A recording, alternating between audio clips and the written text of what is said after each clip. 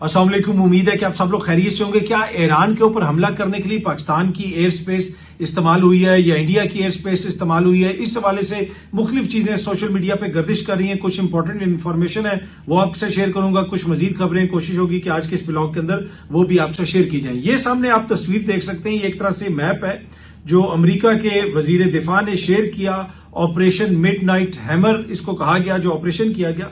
अगर आप इस मैप को देखें तो जो जहाज आ रहे हैं अमेरिका से और इस साइड से जो जहाज आए हैं जिन्होंने आके अटैक किया है, उसमें पाकिस्तान की एयर स्पेस इस्तेमाल होने का सवाल ही पैदा नहीं होता और ना ही इंडिया की एयर स्पेस इस्तेमाल होने का सवाल पैदा होता है। अगर आप ये पूरी लाइन देखें, जो ब्लू लाइन ऊपर आपको नजर आ रही है, उसमें अगर कोई ऐसे ममालिक हैं जिनकी एयर स्पेस मुमकिन है कि इस्तेमाल हुई हो, उसमें इराक आ सकता है, उसमें इजिप्ट आ सकता है, लिबिया आ सकता है, सऊदी अरब आ सकता है। ये देखें, ये स्पेन से नीचे ये लाइन आपको नजर आ रही है, जो जहाज उड़ते हुए आ रहे हैं, जो अमेरिका से जहाज उड़ के आए हैं वो इन इलाकों से होते हुए और इन्होंने आके ईरान के ऊपर अटैक किया। ईरान से आगे अफगानिस्तान है और फिर निचली साइड पे इस तरफ पाकिस्तान है, तो पाकिस्तान की एयर स्पेस इस्तेमाल होने का कोई सवाल ही पैदा नहीं होता और ना ही इंडिया की एयर स्पेस इस्तेमाल होने का सवाल पैदा होता है।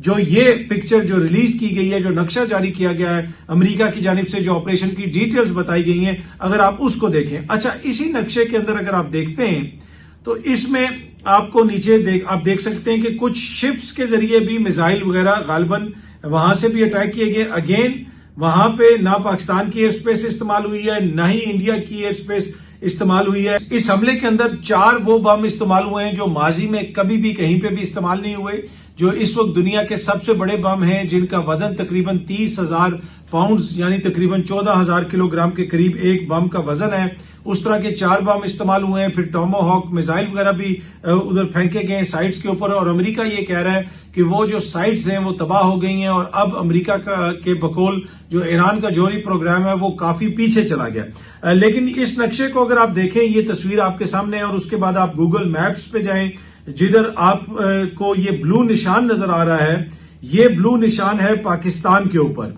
इससे पहले फिर अफगानिस्तान आता है, उससे पहले ईरान आता है, उससे पहले इराक आता है, फिर सऊदी अरेबिया आता है, इजिप्ट आता है और जॉर्डन आता है। ये वो ममालिक हैं, लिबिया, जिनकी एयर स्पेस एन मुमकिन है कि इस्तेमाल हुई हो, लेकिन पाकिस्तान के हवाले से जो भारतीय मीडिया कह रहा है या भारत के हवाले से कुछ जो सोशल मीडिया पे चीजें चल रही हैं, उनमें मुझे सदाकत नहीं लगती।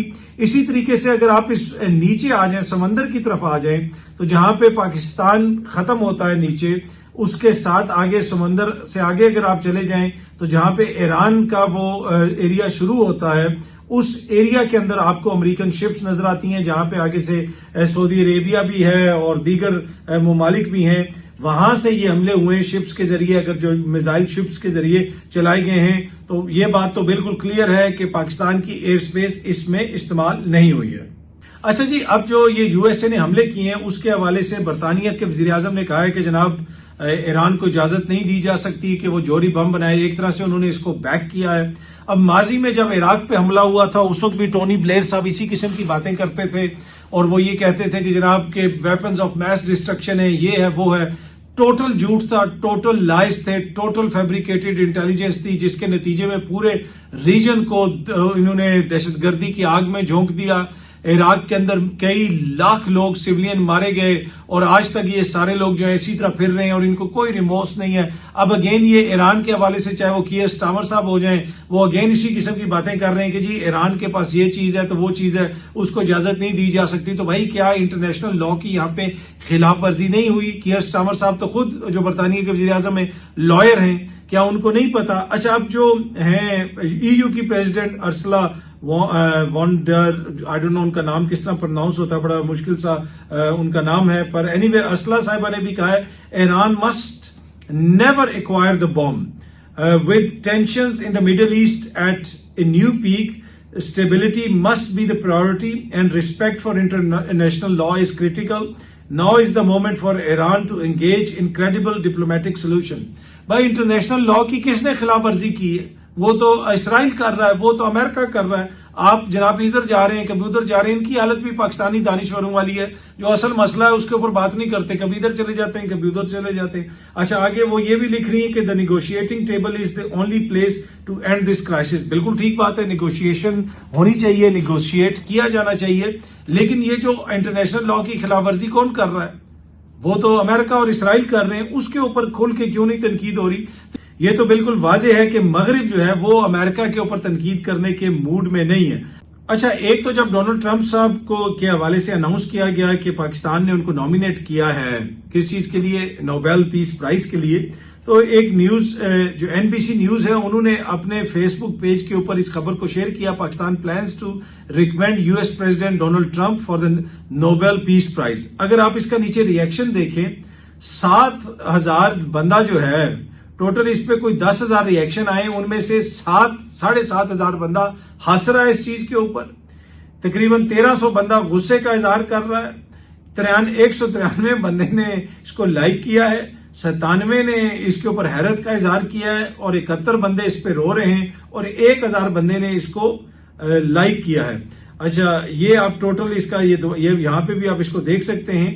اور کسی نے نیچے کامنٹ یہ بھی کیا ہوا ہے کہ it's too late for April fool jokes, مطلب وہ یہ کہہ رہے ہیں کہ کیا یہ کوئی بھونڈا مذاق کیا جا رہا ہے کہ جناب یہ کیا ہے، کیا حرکت ہے کہ پاکستان نے کس کو نامزد کر دیا ہے. ایک بندے نے نیچے وینڈی کوئی اسٹرینڈ ہے، انہوں نے کامنٹ کیا ہوا ہے کہ the Norwegian Nobel committee will have a good laugh. وہ یہ کہہ رہے ہیں کہ جو ناروے کی نوبل کمیٹی ہے جو انعام دیتی ہے وہ بھی اس کو پڑھ کے ہنسے گی کہ پاکستان کی حکومت نے ان کو نامزد کر دیا.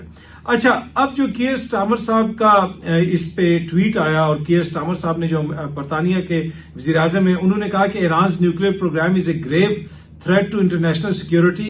Iran can never be allowed to develop a nuclear weapon.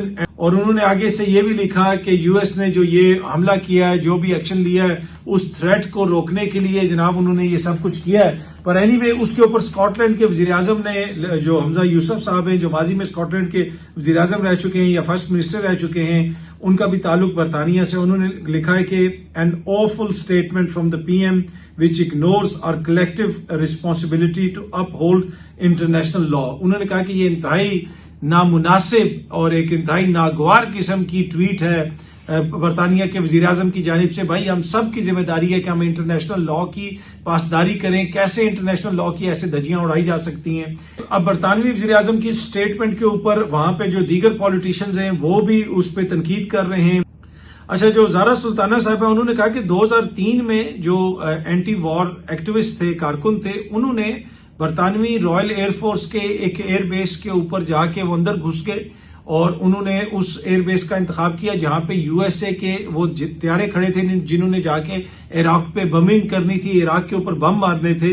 تو اس وقت جو کیئر سٹارمر جو قانون دان ہیں، بنیادی طور پہ وکیل ہیں، انہوں نے یہ موقف اختیار کیا تھا کہ یہ جو ایکٹیوسٹ اندر گھسے ہیں رائل ایئر فورس کے ایئر بیس میں، یہ بالکل قانوناً جائز ہے، کیونکہ ان کے اندر گھسنے کا مطلب یہ تھا کہ وہ وار کرائمز یعنی جنگی جرائم کو روکنے کی کوشش کر رہے تھے، کیونکہ یہ انٹرنیشنل قوانین کی خلاف ورزی ہوگی اگر یہاں سے جا کے امریکہ کے بامبرز نے وہاں پہ اٹیک کیا. لیکن اس وقت ان کا یہ موقف تھا. ابھی وہ کیونکہ وزیر اعظم بن گئے ہیں اور ان کا موقف کمپلیٹلی ڈیفرنٹ ہو گیا ہے. جو یو کے جو فورن سیکرٹری ہیں وہ بھی ایران کو ارج کر رہے ہیں کہ وہ تحمل کا مظاہرہ کرے. بھائی حملہ یہاں پہ امریکہ اور اسرائیل کر رہا ہے، اور EU بھی یہی بات کر رہی ہے، سارے مغربی ممالک یہ بات کر رہے ہیں کہ ایران تحمل کا مظاہرہ کرے. یہ اب تک کی تھوڑی سی تفصیلات تھیں. بہت جلدی آپ سب دوستوں سے دوبارہ ملاقات ہوگی. Thank you very much.